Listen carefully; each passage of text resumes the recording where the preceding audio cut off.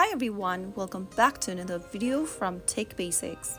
In this video, we will be learning how to log into your Spendee application using Google account.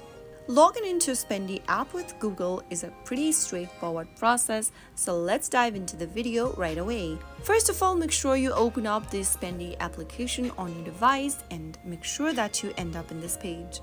From the page, choose the Sign in with Google option, which will be available in the second row. Once you tap on that, it'll take you to this pop-up where you need to click on Continue. Now you'll end up in the google.com website, from where you can simply sign into your Google account. Type in your email or phone number associated with your Google account that you'd like to sign in with and click the Next button. In the password field, type in your password for your Google account and click on Next.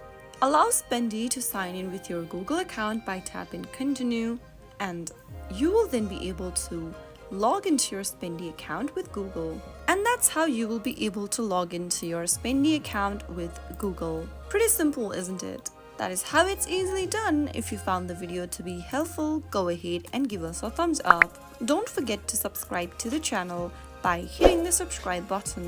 Press on the bell icon so that you'll never miss another upcoming upload from us. I will be back again in the next video. Thanks for watching.